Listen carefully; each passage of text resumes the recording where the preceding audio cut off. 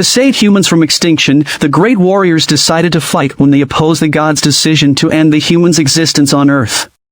One day, Zeus led a meeting with the gods. They voted if they would still allow people to stay on Earth for the next 1,000 years. They all voted to end their existence on Earth, but before Zeus made it final, the Valkyrie, named Brunhilde, came with her sister Gaul. She objected to the will of the gods, and suggested to have a battle between the gods and humans in the Ragnarok. This competition was a one-on-one battle between 13 gods and 13 humans. Brunhilde said that if people win in this competition, gods should let them stay on Earth. But the Ragnarok had never been held, because they believed that it was impossible for humans to defeat the gods. In order for Brunhilde to make the gods agree on her suggestion, she pissed them off. Since she knew the nature of gods as being conceited, she succeeded in convincing them to agree on her suggestion. The battles of Ragnarok would be held in the Valhalla arena. For the first battle, the one who would fight on the side of the gods was Thor, while on the side of the humans was Lubu, who was considered one of the strongest human warriors. In his excitement, Heimdall could not help his tears from falling, because at last, he could now blow his horn as a signal to start the battles of Ragnarok. After blowing the horn, the competitors started walking towards each other. Lubu attacked first, but Thor blocked it with his big mallet. Lubu attacked again and Thor did the same. When Lubu retreated, Thor rushed at him with another attack. Since Lubu was able to keep up with Thor's strength, the god used the power of his mallet. In ancient times, in the land of the gods called Asgard, it was strictly guarded by the guardian angels and high walls, because of repeated attacks by giants coming from Jotunheim. One day, they were suddenly attacked by the giants again. Although the guardian angels were able to stop them, one of the giants managed to break the wall. This was when the giants entered, and were able to defeat most of the guardian angels. Until they reached the castle, and Thor appeared to them. He faced the giants alone, and with his great strength, he easily finished them all. Long ago, when Lubu was still young, and was traveling to find someone stronger than him. During his journey, he would fight against the wild animals that he encountered. Because of what he was doing, his name was quickly recognized by many. In all of the wars he participated, no one was able to defeat him, which was why his followers grew even more. 30 years later, he then realized that no one in the world could match his strength. For this reason, he lost the will to live, so he let himself be caught by the enemy. Zeus was surprised because he knew that weapons were usually damaged after being hit by Thor's mallet. When he saw Brunhilde's smiling face, he immediately knew the reason. Before the battle started, Brunhilde came up with a plan to match the weapons of the gods. Suddenly, her other siblings appeared by her command as the oldest of them all. This was also the first time that the 13 siblings had gathered together. Brunhilde summoned one of her siblings, named Rangriz, while the others had disappeared. She planned to turn her siblings into weapons, and be used by her chosen human warriors who would participate in the battle. This was the special ability of a Valkyrie, called Divine Treasure Forge or the Valander. The weapon that was currently using by Lubu was Rangriz, the fourth among the siblings, because its name was derived from the shield breaker. Brunhilde knew that Rangriz was perfect against the iron gloves that Thor was using, so he could hold his mallet properly. Without these iron gloves, Thor could no longer hold his mallet well. Using Rangriz, Lubu was able to break the right glove. Brunhilde thought that Lubu could win the fight, but they were surprised when Thor's mallet suddenly heated, and they heard a beating sound from it. It cracked open, and the flesh inside was moving. Then Thor said that it had been awakened at last. Zeus explained to Hermes the misconceptions of people about Thor's iron gloves. According to him, the gloves were not used to protect Thor's hands, but a protection for the mallet, so it would not be damaged while Thor was holding it, while it was sleeping. Thor also removed the other glove, because he no longer needed it. He lifted the mallet and positioned himself for his attack. While Brunhilde had received the full list of participants in the battle on the side of the gods. Gaul got scared when she saw the list, but Brunhilde was even more excited about it. Zeus also saw the participants on the side of the humans. Thor threw his mallet, but Lubu avoided it. Then he rushed at Thor, but before he could hit him, the mallet returned. Thor threw his mallet not to hit Lubu, but to gather more power for his next attack that no one had ever survived before. Thor's attack was so strong that made great explosion. When the smoke cleared, everyone saw that Lu Bu was able to block it. But soon they noticed that the bones on his legs had been broken by the force of Thor's attack. Lu Bu fell to his knees, then suddenly his horse, named Red Hair, ran towards him. People were shouting in support of Lu Bu. So he managed to stand up and get on his horse. His horse ran around Thor and Lu Bu prepared for his attack that could tear through thick clouds.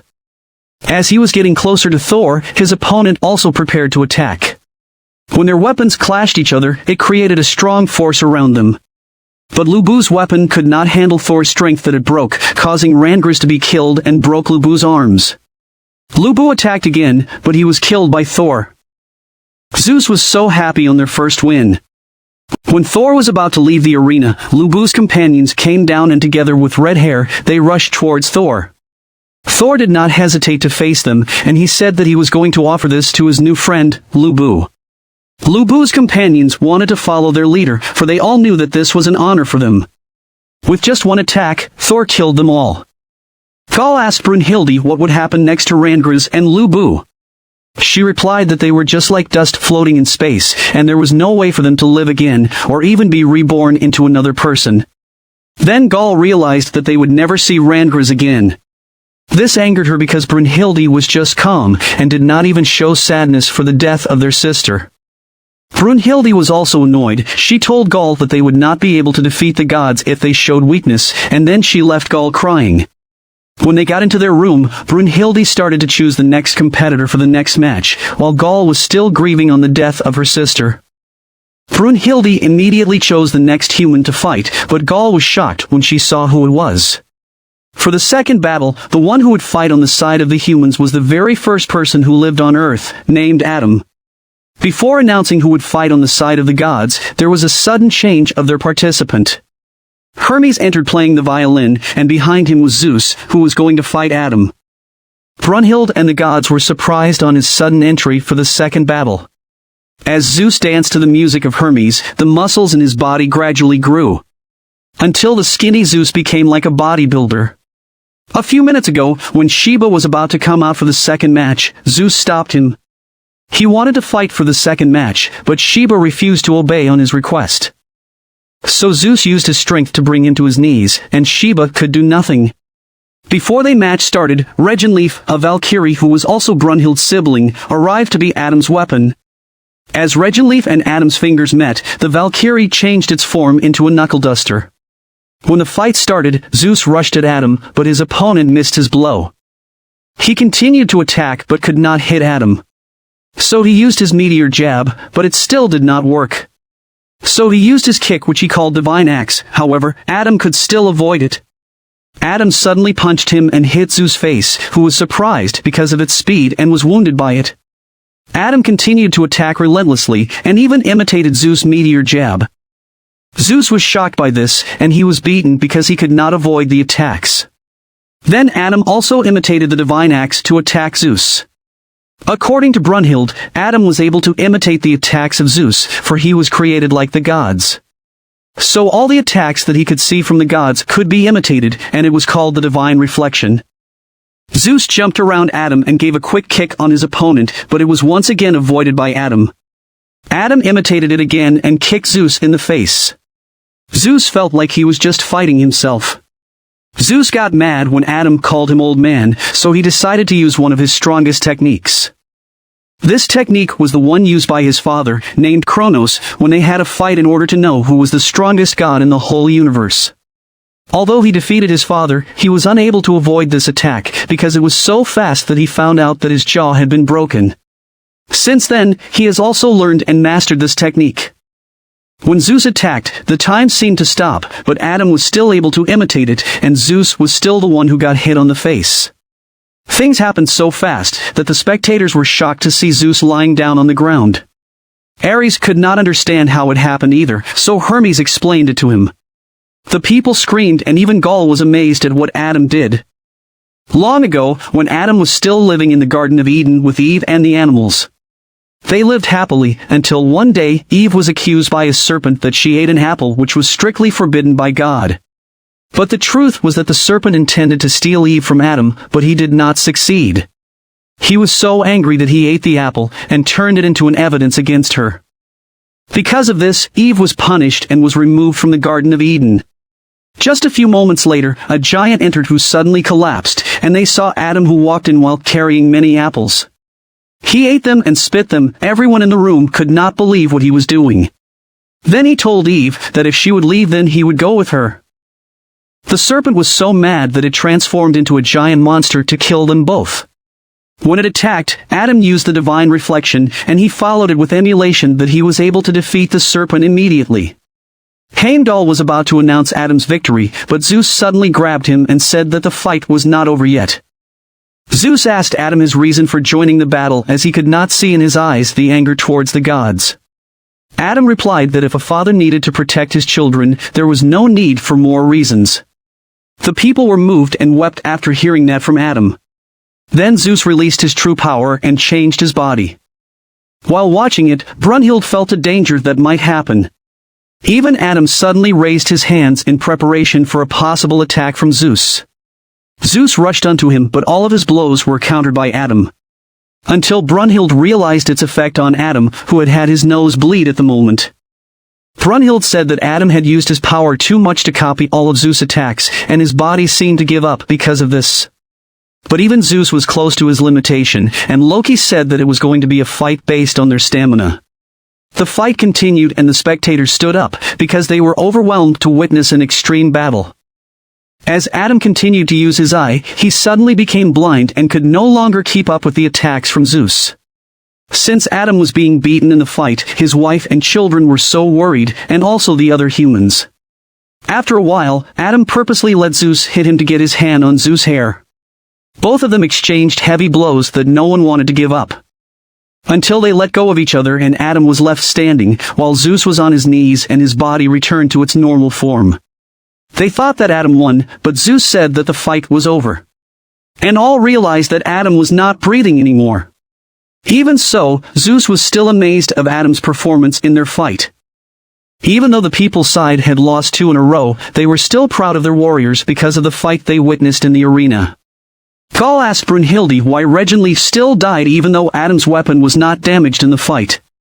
Christ, who was one of the siblings, explained it to Gaul. According to her, when this technique was done, the person and the Valkyrie became one. Whatever happened to the person using the weapon, the Valkyrie would have the same fate. Brunhilde received a message for the next fight, and on the side of the gods was Poseidon. While Brunhilde was choosing who would fight against Poseidon, someone arrived and he chose himself to be the next fighter. They wondered who was the old man, and the man introduced himself as Kojiro. They wondered why he looked old, because they knew that when the contestant was sent for Ragnarok, he would return to his strongest form no matter how old he was when he died. Kojiro told her that after he passed away, he did not stop training himself to increase his strength that made his current form the strongest. Brunhilde felt excited and happy to hear this. Since Poseidon would fight on the side of the gods, the arena was surrounded by water. Poseidon started walking into the arena, and suddenly the viewers became silent due to his terrifying presence. Kojiro also entered calmly while riding the boat.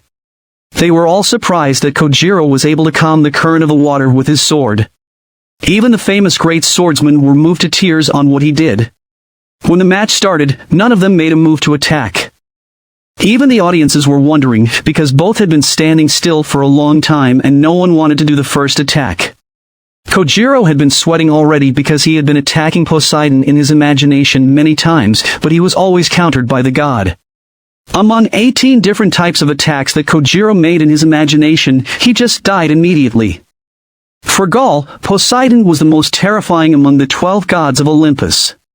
Brunhilde told Gaul that similar to the number of the Valkyries, the gods of Olympus used to be 13. But one of them was killed by Poseidon, who was their older brother, named Adamas. It was said that Adamas could not accept that Zeus was recognized as the greatest of the gods. So one day, he planned to kill Zeus. He spoke to Poseidon and persuaded him to go along with his plan. But Poseidon refused to do it and insulted Adamas. This made Adamas so angry and attacked him, but Poseidon quickly killed him with his trident. Since that day, history had been changed, and the gods of Olympus became 12. Hermes added something scarier about Poseidon. It was when he announced that Adamus never existed, and no one objected to him. Then all were surprised when Kojiro sat down, because he did not know what to do anymore. Long ago, when he was still alive, he never once won a fight. He became a student at Master Sagan's dojo to learn swordsmanship. Since he came in late, the best student, named Kajikatsu, sparred with him to teach him a lesson. But when he let go of his wooden sword and was about to be hit by Kajikatsu, he suddenly surrendered. Because of what he was doing, others thought that he was not a true warrior and would not improve in wielding a sword. While he was in the forest and thinking how to beat Kajikatsu, he noticed a rabbit and imitated it. It was when he decided that he would shape his body by eating meat as part of his training, and also study the movements of wild animals. 6 months later he returned to the dojo, and Kajikatsu was surprised to see a big change in his body. Because of this, Kajikatsu challenged Kojiro, but he rejected it. When he turned his back, Kajikatsu suddenly attacked him, but he was surprised by what Kojiro did and suddenly fell to his knees. Master Sagan came and challenged Kojiro to spar. Kojiro also imagined what kind of monster he was.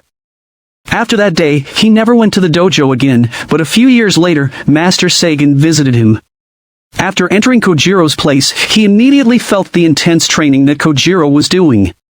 He also felt that Kojiro was able to overcome it. A few days later, he traveled to fight the great swordsman, and his series of defeats continued. Even Master Kamizumi, who was also a famous master swordsman, was also challenged by him. Until the day came when he was labeled as the greatest loser. Since he could no longer decline like what he did when he was alive, he stood up to begin his attack. He charged at Poseidon and he swung his sword, but missed his target. When Poseidon made a counterattack, Kojiro quickly reversed the blade of his sword and was able to make an attack again.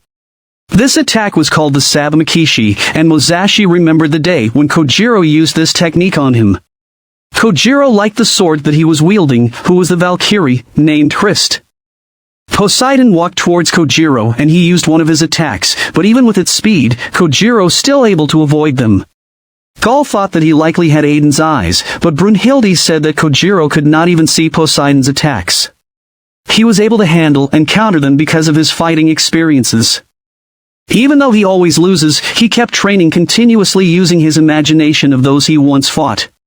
In fact, even from the moment Poseidon entered the arena, he immediately studied all its characteristics starting from walking, breathing, and its movements. Using this information, Kojiro created an image of Poseidon in his mind and fought him multiple times. So no matter how fast Poseidon's attacks were, Kojiro already knew what he would do. This strategy was the true power of Kojiro, called Senjutsu. At this moment, Poseidon whistled, then positioned himself for his next attack. Kojiro was about to read his next attack, but he was surprised when Poseidon moved so fast that he got close to him in an instant. He tried to avoid Poseidon's attack, but it still hit him on his side and he fell to his knees. Kojiro was able to stand, but audiences on the god side were already shouting for Poseidon. Poseidon attacked again from above, while Kojiro was trying to read his moves, until Poseidon aimed for his blind spot. Kojiro's sword got broken, then the people thought he had no chance of winning. Kojiro picked up the other half of his broken sword, and was able to make it into 2 new swords. Gaul asked Brunhilde why the broken sword became 2. Brunhilde answered that this was the true nature of Hrist, who had 2 personalities, one was trembling with fear and the other was trembling with anger. This made Hrist the only Valkyrie with 2 types of power. The 2 continued their battle, and Kojiro was able to use all the fighting styles and strategies of the great swordsman he had fought before. Because of this he could repeatedly injure Poseidon.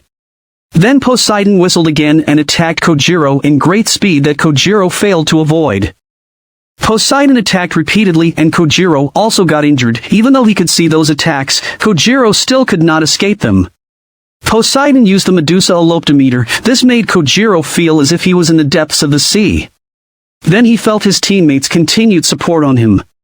They all believed that Kojiro had not yet unleashed his true strength. And Kojiro did not fail them because all the attacks of Poseidon were easily parried by him until he was able to get close to his opponent. He immediately attacked Poseidon and was able to cut off one of its arms. Poseidon managed to grab his weapon and tried to attack Kojiro, but his other arm was also cut.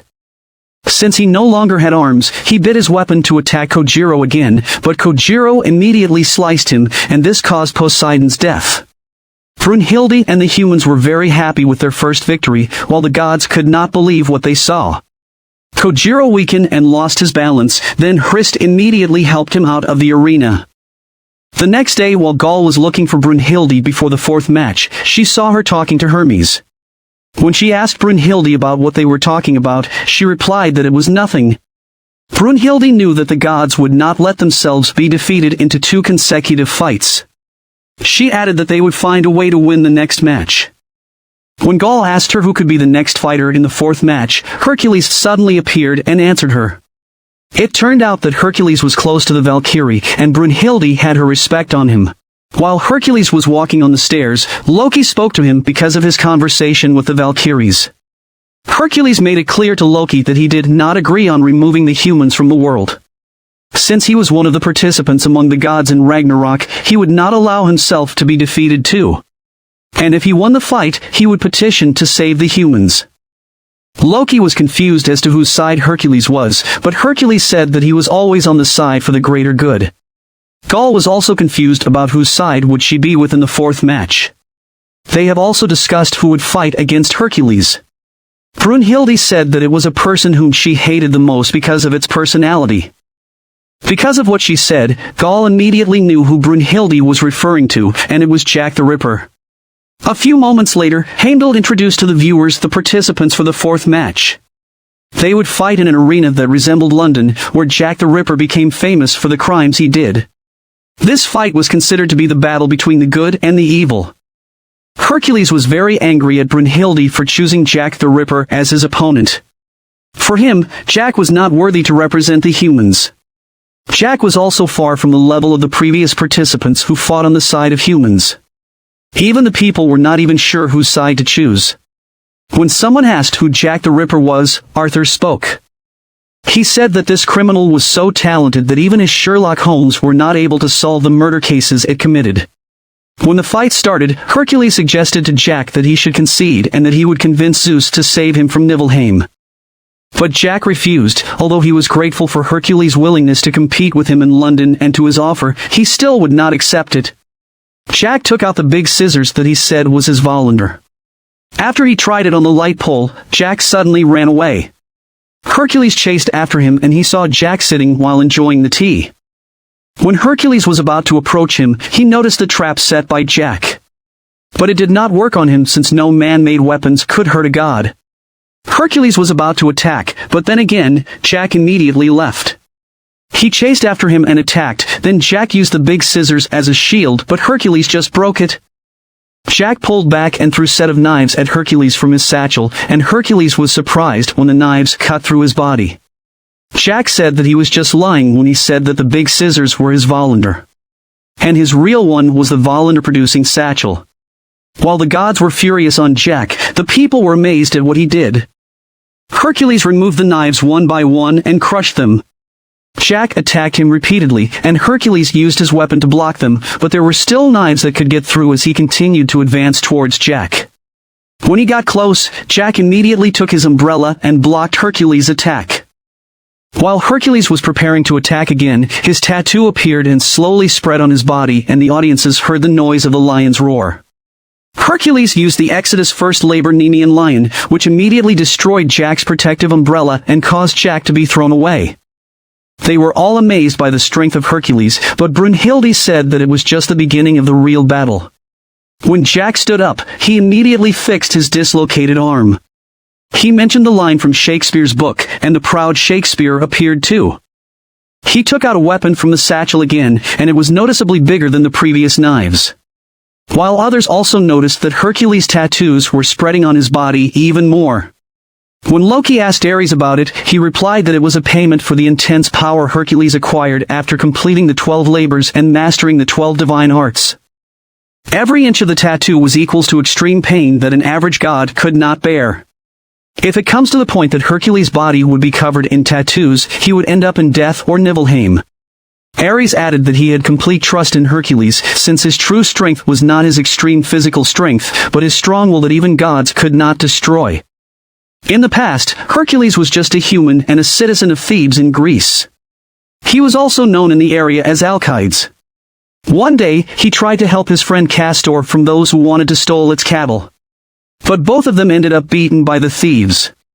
Even though Alcides was a weak child, he had the courage that he used to stand for and defend the righteous. He was always at the front line and would do the first attack. One night, Hercules and Castor were approached by those who beat them. According to one of them, if Alcides wanted to get stronger, he should try to drink the blood of Zeus or the so-called ambrosia. Because of Alcides' desire to become stronger, he did not hesitate to choose the difficult tests. Until the time came when he was no longer laughed at because of his self-growth.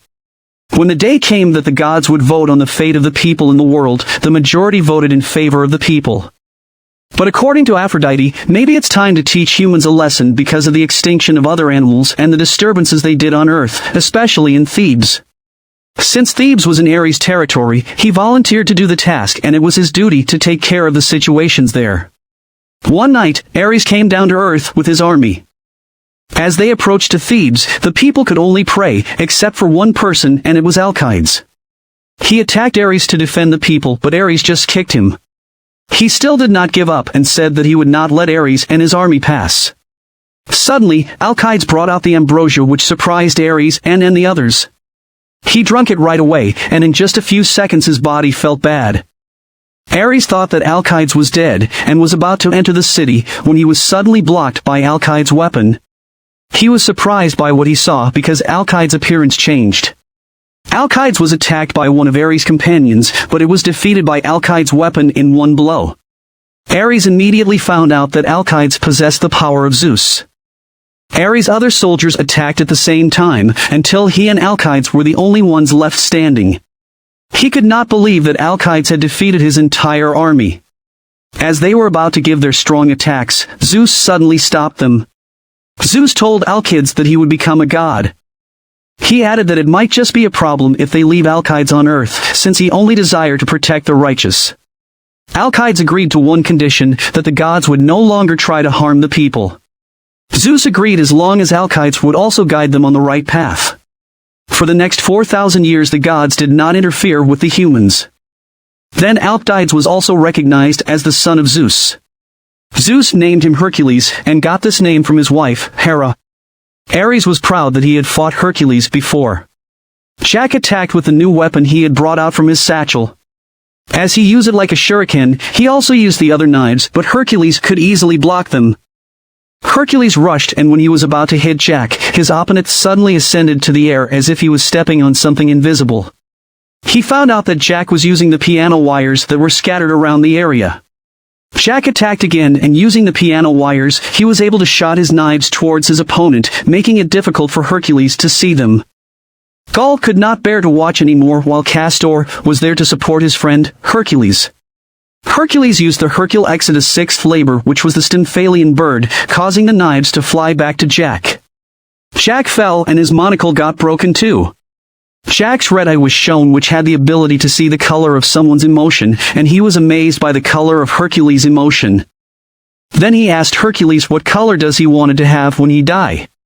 Jack sang the London Bridge, and Hercules was surprised by it. Jack the Ripper's past explained the cause of his behaviors. When he was 12 years old, he was looking for something to eat in the trash, but the owner got annoyed and kicked him. One of Jack's eyes could see people's emotions, so he knew how to deal with this kind of person. He managed to please the owner, so he was able to bring more food.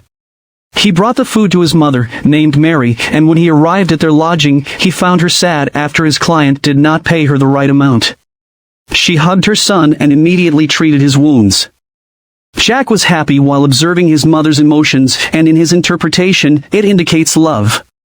While he was reading on the stairs, and spoke to him, and said that she did not understand why Mary let Jack live in this world. While in Mary's previous 5 pregnancies, she did not let those little ones live. But for some unknown reason Mary allowed the 6th baby to be born, and thought that Jack's life was miserable, but for Jack, he was the happiest person in the world. One day, while Jack was on his way home, he was very happy with the cheese he brought for his mother.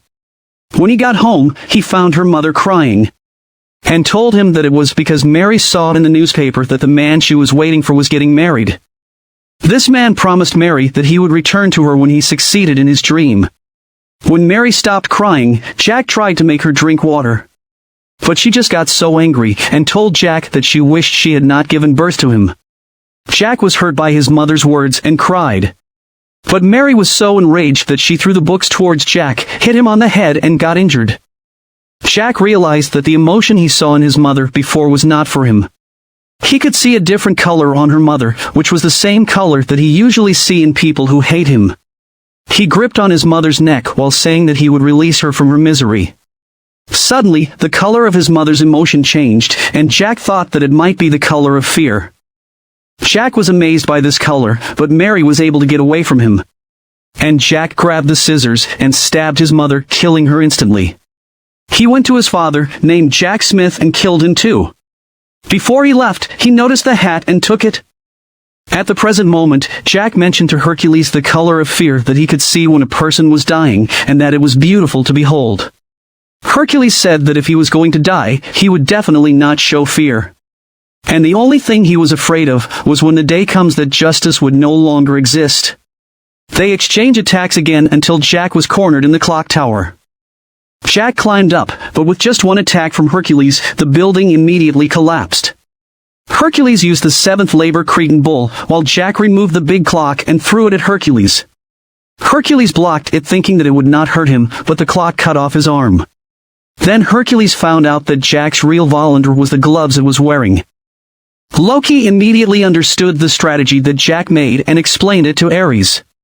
Loki said that it was also a lie when Jack said that the satchel was its Volundr, because it was actually the gloves. And he believed that everything that Jack touched became a divine treasure.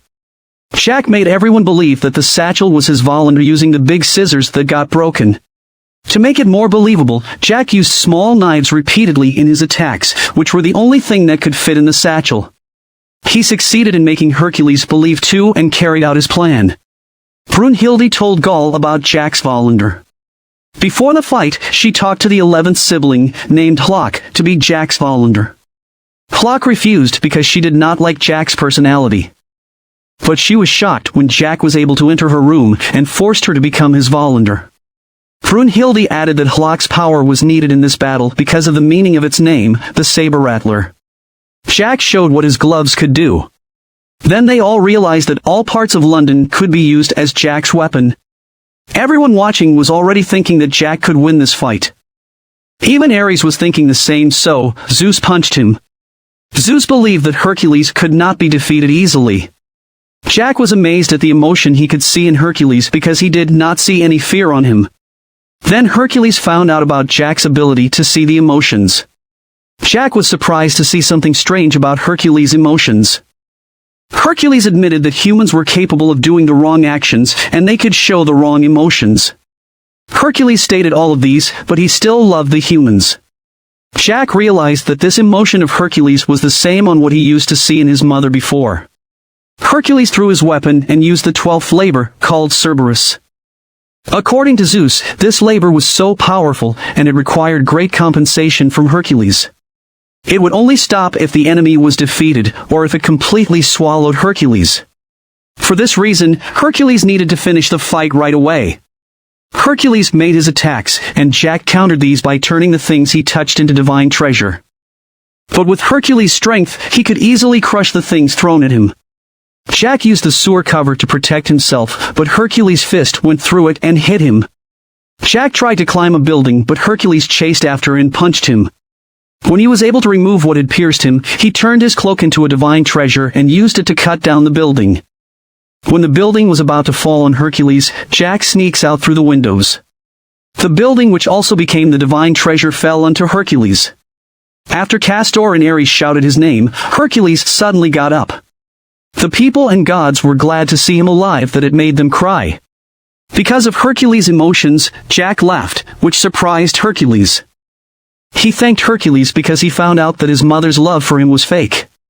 He also did not expect that the color of the emotion for true love was really beautiful. Jack wanted to change the color of Hercules' emotions to the color he wanted, so Hercules challenged him to try and change the color of his emotion. The two fight again, and Brunhilde could feel that this fight was about to end. With the force of Hercules' blow, he broke Jack's shield and injured its stomach. When Jack got up, Hercules attacked again, while Jack just was trying to avoid these attacks. When he got the chance, he took out his hidden weapon and attacked Hercules, but Jack still received a strong blow. Most people thought that the fight was over, but suddenly Jack sang the London Bridge song and he slowly stood up. He approached Hercules and attacked, but he was hit by a strong punch.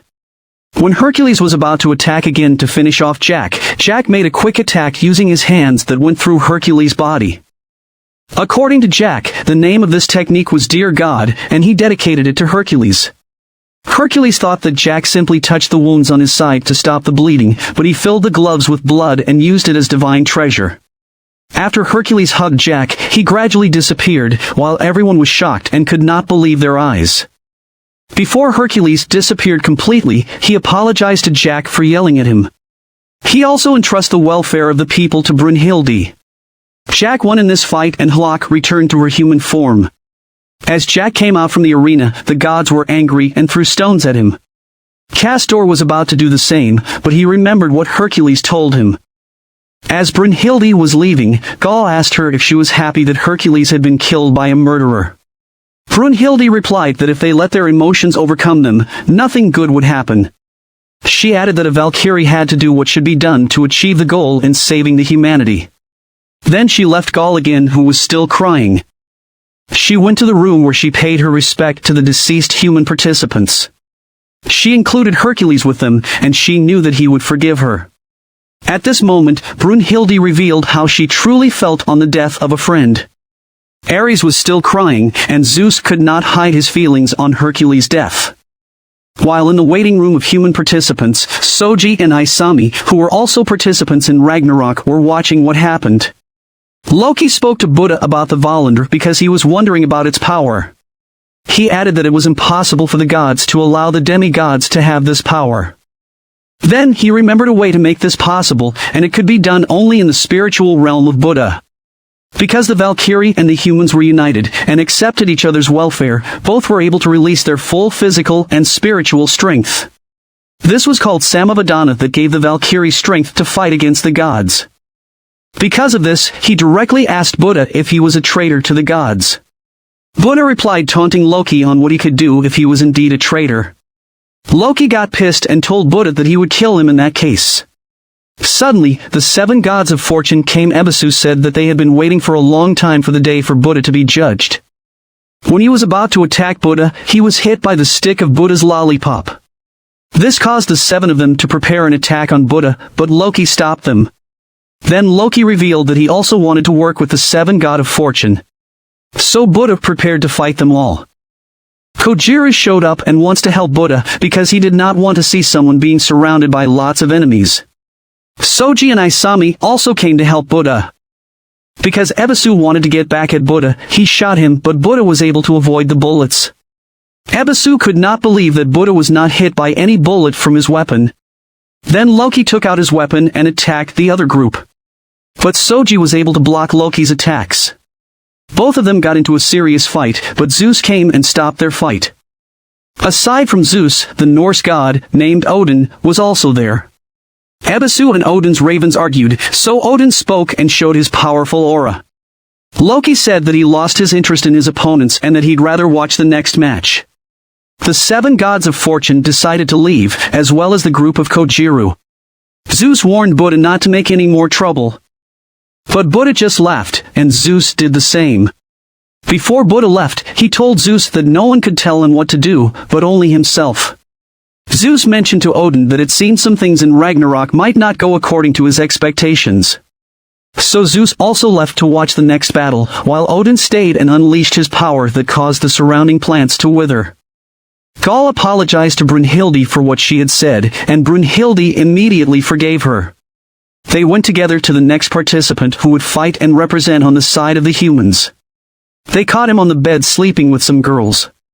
Brunhilde shouted, and the women immediately left the room. The next participant was Raiden, who was recognized as the greatest sumo wrestler.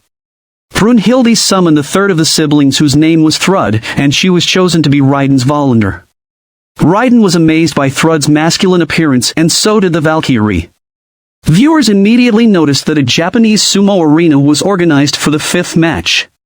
Suddenly, the girls came out with sumo prize banners. Heimdall began to introduce Raiden, and as he was entering the arena, the famous sumo wrestlers were present to support him. Heimdall also introduced the one who would fight on the side of the gods, and this was the Indian god of destruction, named Shiva. Shiva's wives and children were also there to support him. He was surprised to see the sweating frog carrying salt. But he soon found out that it was for a ritual in sumo wrestling. Raiden took a handful of salt and threw it on the air. After he performed the ritual, he immediately attacked Shiva. Shiva was surprised by Raiden's speed, and was hit in the face by its kick. Raiden attacked again, and his blow hit Shiva once more. He wanted to end the fight with his next attack, but Shiva was able to block it. Shiva grabbed him, and using his other 2 hands, he punched Raiden to its chest. In the past, when Raiden was young, he was called by the name Tarakichi. He was already 3 years old, but he still could not walk, and his parents wondered why. One day, they saw that Tarakichi was struggling to stand up.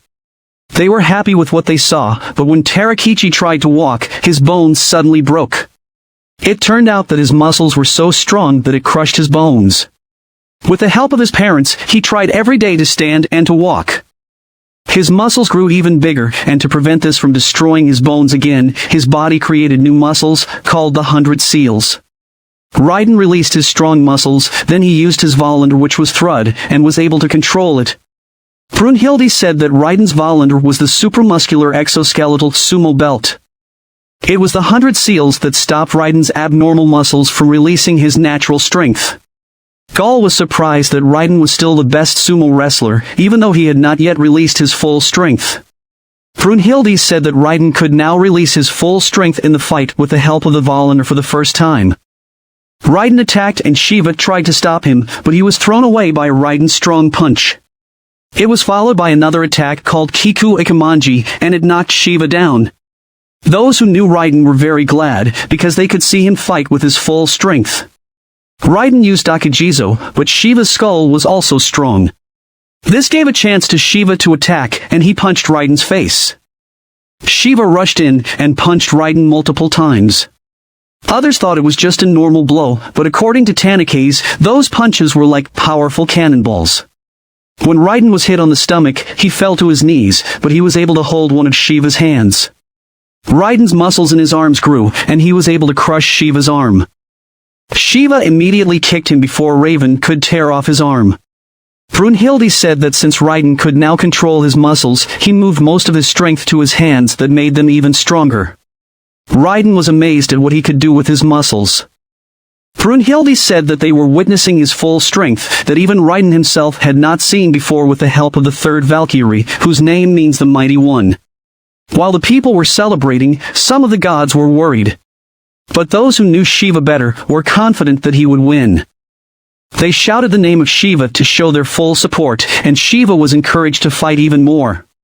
He attacked Raiden, but he could not hit him.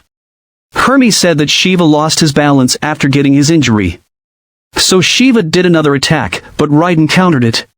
But when he attacked again, Raiden could feel that blow was getting heavier. They did multiple headbutts, and this intense match made Shiva remember the times when he was still with his best friend, Rudra. During those times when Shiva was still with Rudra, no one was recognized as the strongest. While Shiva was recognized as the god of destruction, Rudra was the god of tempest. Rudra always trained himself, while Shiva was just relaxing and enjoying his days. But sometimes Rudra was also enjoying with his best friend and even danced with him. One day, someone came to ask for their help because there was trouble in their village. When they arrived at the village, they immediately beat up the troublemakers. After the fight, Rudra told Shiva that he had a dream. When Shiva heard the word dream, he laughed at it because Rudra was thinking like human. Rudra wanted to stand on the pinnacle of India and test his ability as a god. He also wanted to see the scenery that no one had ever seen before. Shiva was not interested in this, but since he was happy to be with Rudra, he would go with him. In order to test themselves, they started to fight against the known powerful gods in their area. With the number of their defeats, they gained the respect of the majority. From each god that they defeat, Rudra was taking its names. They also fought against India's greatest deity, and they both won in this battle. Rudra also fought against the god of lightning, Indra, and successfully defeated him. Even Brahma and Vishnu were also defeated by them. When they reached the pinnacle of India, Rudra challenged Shiva to a fight. Rudra told him that there must be only one that should be recognized as the strongest. He also wanted to know who was stronger between them. Shiva knew that Rudra's mind could not be changed, so he agreed and they had a fight. Other gods could hear the sound of their battle from distance. It came to a point that Shiva kept hitting Rudra, but he still did not give up. Shiva wanted Rudra to give up because he was worried that Rudra would be killed. But he knew about Rudra's dream, so he was about to give up, but Rudra announced that he could no longer continue the fight. Shiva accepted his victory and Rudra transferred the names of the defeated gods from their previous battle to Shiva.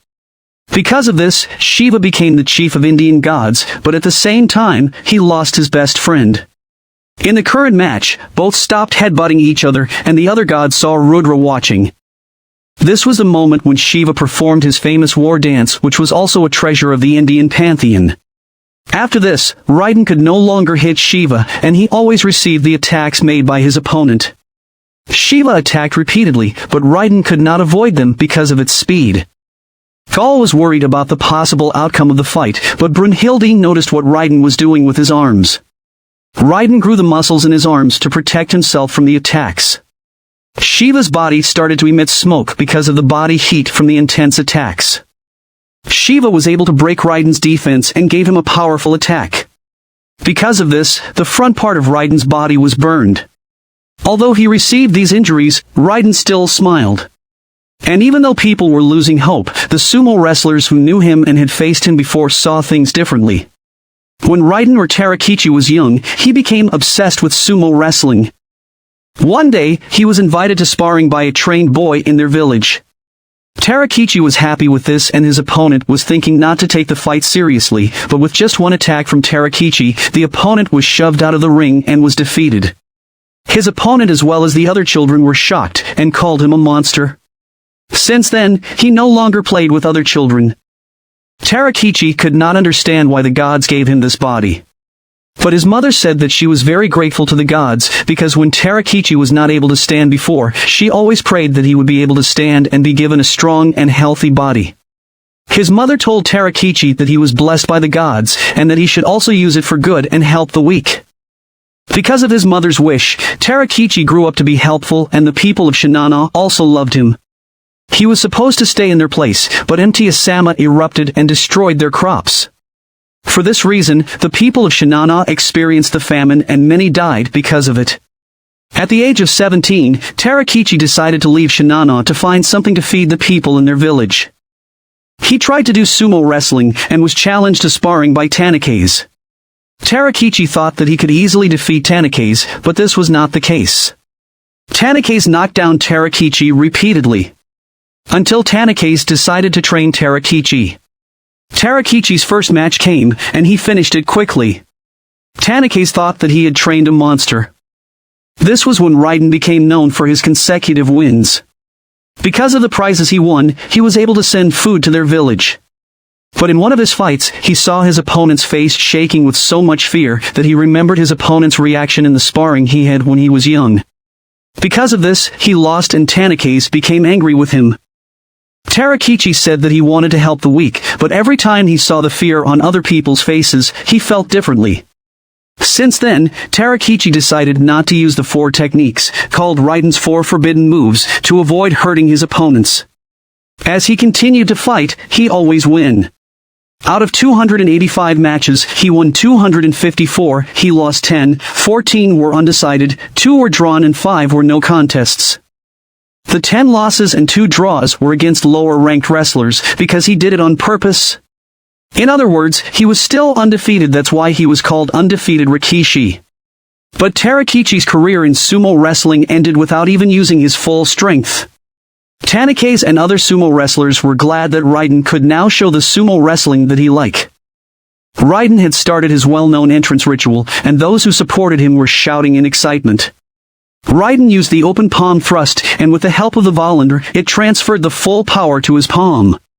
Shiva tried to block it with both arms, but due to its extreme strength, his arms were torn and it went straight to his face. This ultimate open palm thrust was called Yatagarasu.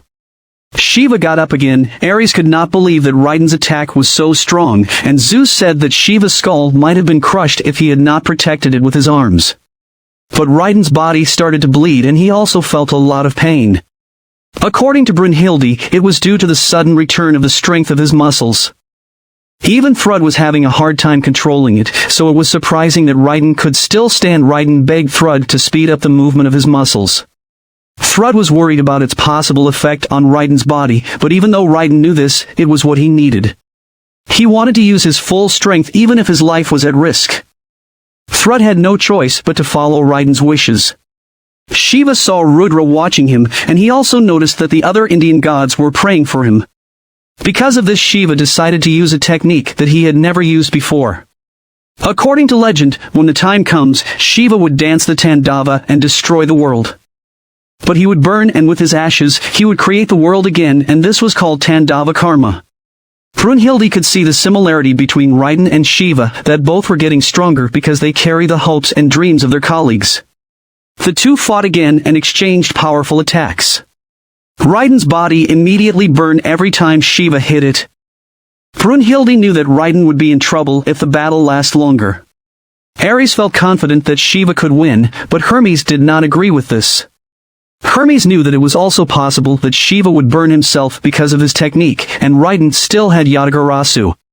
Raiden was struggling to hit Shiva, while his mother was also worried for him. Shiva repeatedly punched Raiden, but Tanike still had a lot of trust on Raiden. Raiden recovered when they collided, and one of Shiva's hands was completely cut off. Rudra suddenly screamed at Shiva, and it gave him strength. Then the two attack each other. Due to the fierce battle between the two, it brought out the intense emotion of all those who were watching in the arena. Both had a strong reason to win the fight, and they were currently fighting the most intense fight of their lives. Raiden had decided to use the Yatagarasu, and Shiva also prepared to counter it with another attack. After Raiden attacked with Yatagarasu, Shiva used the Deva Loka, which prevailed and torn Raiden's entire arm. Raiden smiled and thanked Shiva because he was able to use his full strength, so he had no regrets. Shiva was surprised by Raiden's words. Raiden begged Thrud to remove the Volundr from his body, and said that it was time to say goodbye. Shiva attacked Raiden, and as he was leaving the arena, Raiden slowly disappeared. Shiva won the fight, while the sumo wrestlers paid their respect to Raiden. Shiva saw Rudra, and both were happy for his win. Zeus suddenly came, and Shiva told him that people were really amazing, to which Zeus agreed. Gaul could not stop crying even though she knew that the sacrifices of the fighters were for all the people. Brunhilde begged Gaul to leave her alone. Brunhilde also could not help being emotional, and thought that she was getting weaker than she expected, but she still had to save the humans. Zeus went to Buddha to tell him that he wanted him to fight for the sixth battle. Buddha asked Zeus if he really wanted to end the existence of the humans. Zeus replied that he just did not want to lose. Buddha agreed to fight the sixth battle, and he also embraced Zeus. Gaul went to the infirmary to find a bandage for Brunhilde's wound. She heard someone and saw the gods in a room, and Ebisu was talking about Buddha. He mentioned the name Zero, which Gaul could not recognize. Until the other members of the seven god of fortune came, that surprised Gaul, causing her to get inside the room. She was immediately surrounded and being suspected of listening to their conversation. Suddenly, someone spoke while having tea, and it turned out to be Jack the Ripper. Meanwhile, at the beginning of the sixth battle, the one who represents the side of the gods was introduced, and it was Buddha. But when Buddha entered the arena, he stood on the side of the humans. Then he grabbed Heimdall's horn and announced that he would fight on the side of the humans. When the seven gods of fortune realized that Jack the Ripper was the one offering them tea, Ebisu immediately got ready to attack. But Bishamontan stopped him and told everyone that they were leaving. Ebisu warned Gaul not to tell anyone about what she heard. She then took the things she needed for Brunhild's wound and quickly left there. After the announcement made by Buddha, he was immediately judged as a traitor on the side of the gods. Because of the noise inside the arena, Buddha got upset and broke Heimdall's horn. Then he said that if the gods would not save the people, then he would. He added that if any god tried to hinder him, he would definitely kill that god. Odin was also unable to control his anger, causing him to release a very strong aura. Gaul also asked Brunhilde why Buddha chose to fight on their side. A few minutes before the start of the sixth match, when Brunhilde had just finished mourning, she and Buddha talked. Buddha told her that Zeus wanted him to fight in the sixth battle. But he clarified that he wanted to fight on the people's side. Since Brunhilde was not surprised at all on what he had said, Buddha immediately assumed that it was in line with what Brunhilde was planning. So Brunhilde answered him that she knew that no one else in Valhalla had as much hatred for the gods as he did. He laughed at what Brunhilde said and liked her reaction. Heimdall tried to explain to Buddha the policy of Ragnarok that he could no longer move to the opponent's side, but according to Zeus he did not care if this was what Buddha wanted. He descended in the arena and approached Buddha and Heimdall. Even though he knew that this was against the rules of Ragnarok, Zeus became more eager for this event, as if he wanted to fight again. Odin suddenly spoke and asked Buddha if he was ready to be the enemy of the gods. Once again, Buddha reminded them that it did not matter whether friend or foe, bad or good, god or man, nothing was important except himself. Because of this, the viewers as well as Loki became even more angry at him.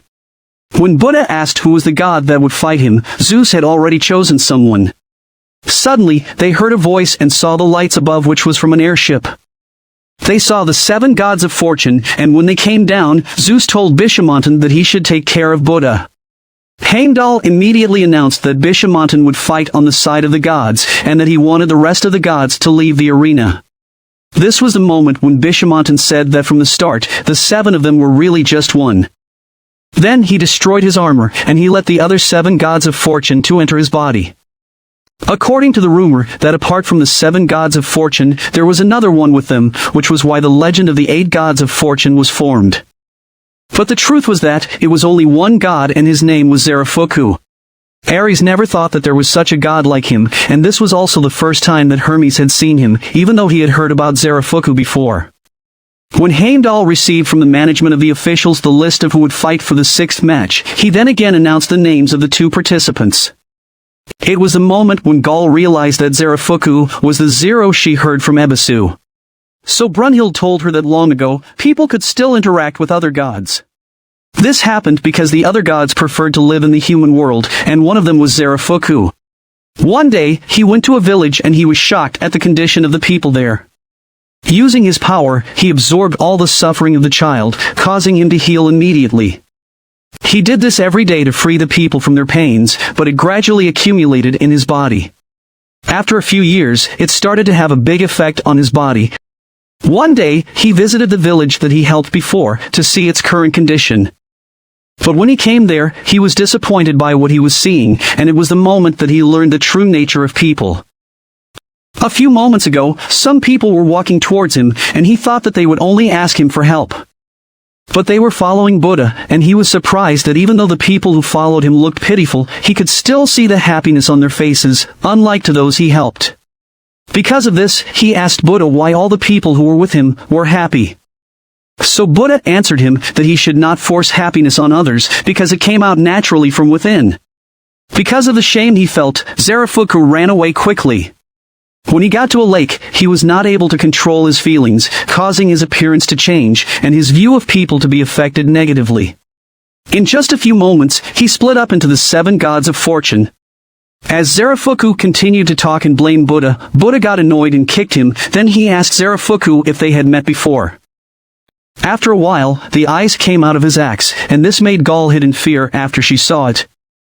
When Zarafuku attacked again, it hit the area of the spectators due to the extreme power of his weapon.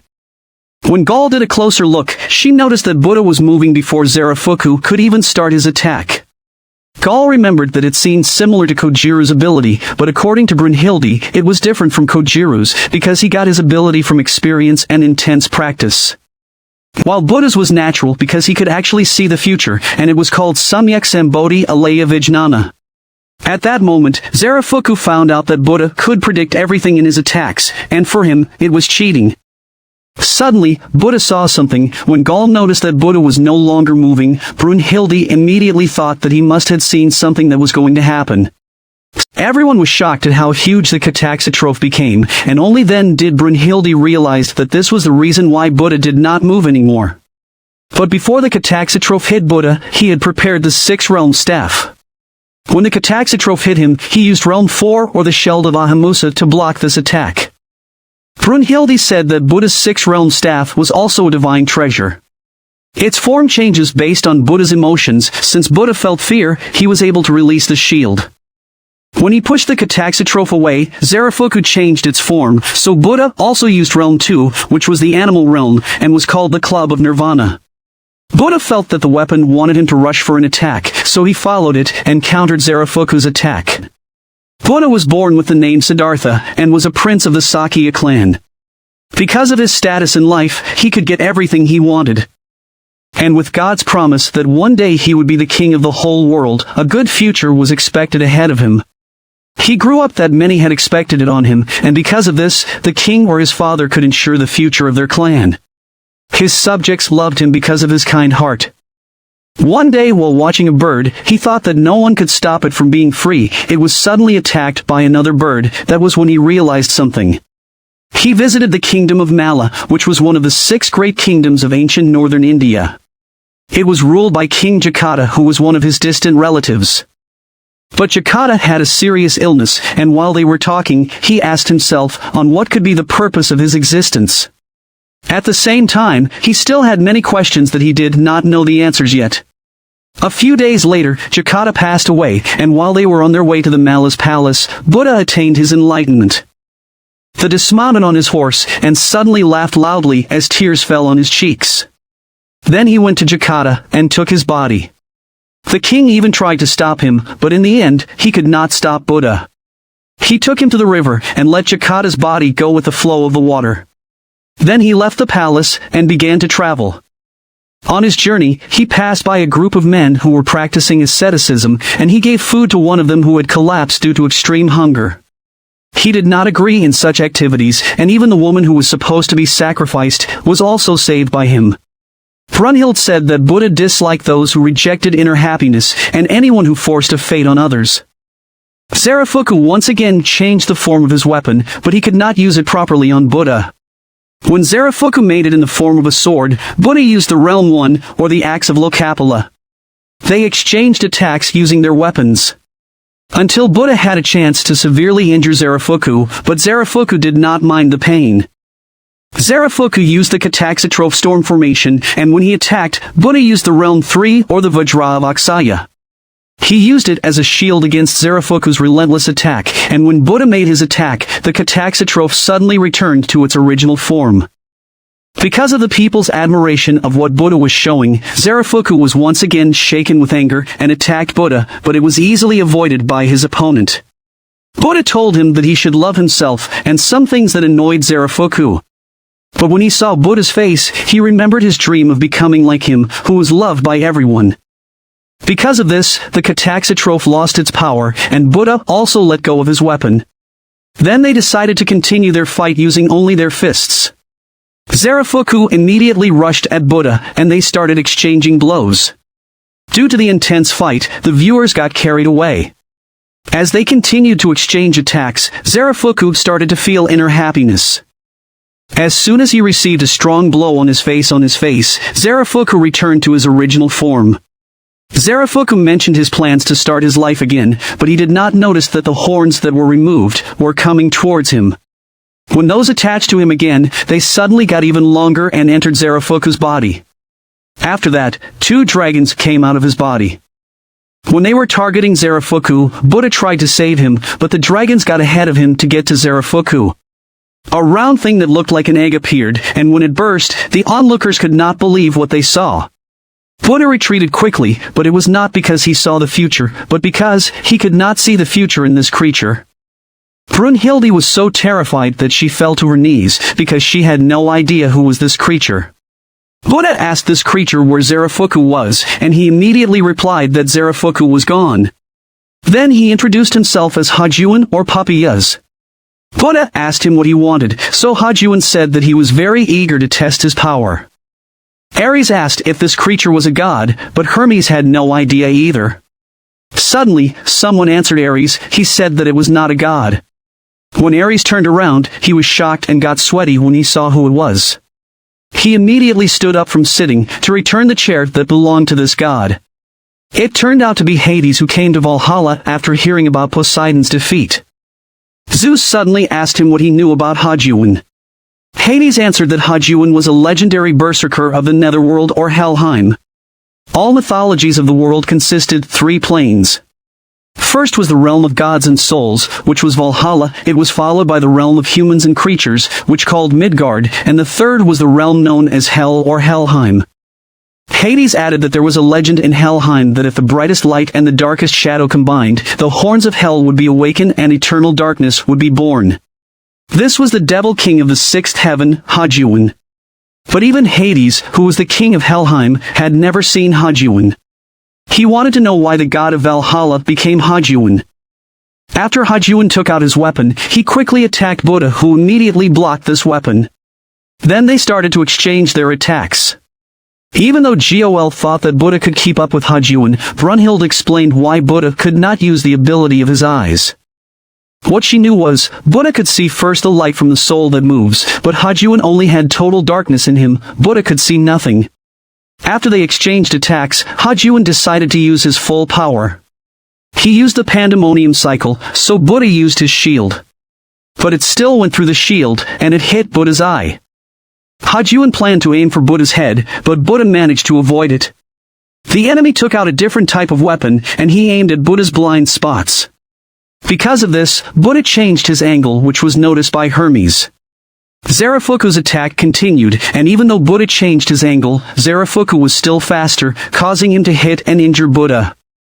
Because of the strength that Hajuan showed, Hades told an alleged incident in Helheim before he was in charge of this place. Long ago, Hajuan destroyed half of the Helheim, but one day, he suddenly disappeared. Centuries had passed, but it still had not yet returned. Hermes asked why Hajuan was currently with them.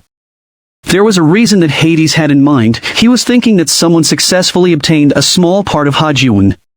And this person experimented with it, then put it on Zarafuku's head. There was a god that Hades had in mind, and Hermes also immediately thought of whom Hades was referring to, and it was Beelzebub. Hajuan managed to hit the foot of Buddha, causing him to retreat first. Since Hajuan repeatedly mentioned the word judgment, Buddha thought that Zarafuku was still alive. But according to Hajuan, he already swallowed him. Then he uttered a lot of insults to Zarafuku that made Buddha become angry. In his anger, Buddha decided to eliminate Hajuan completely.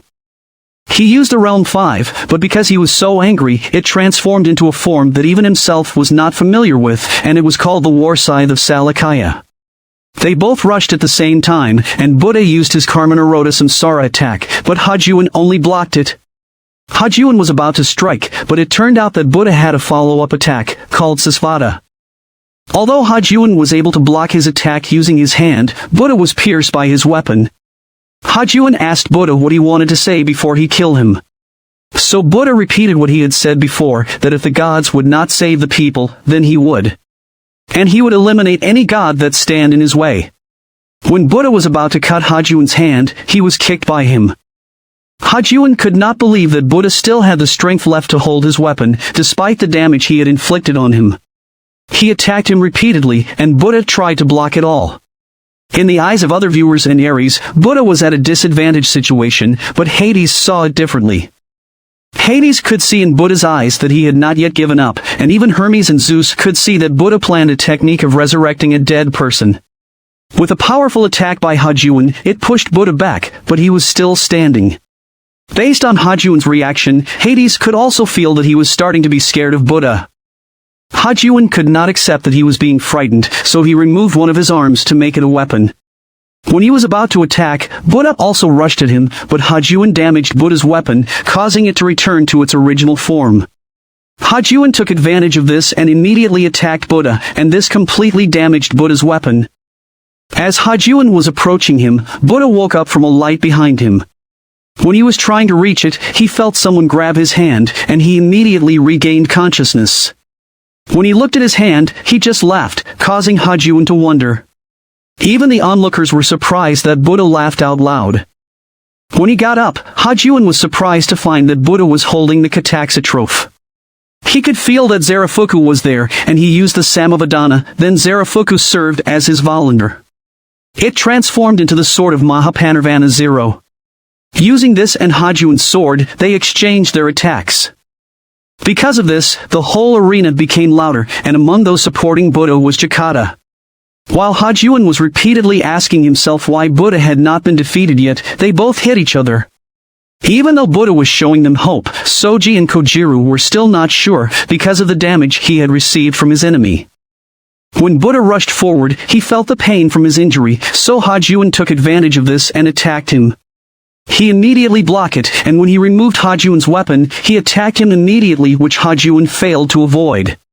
Zeus and the others were thinking that Hajun might finish the fight already, because Buddha did not have enough strength anymore.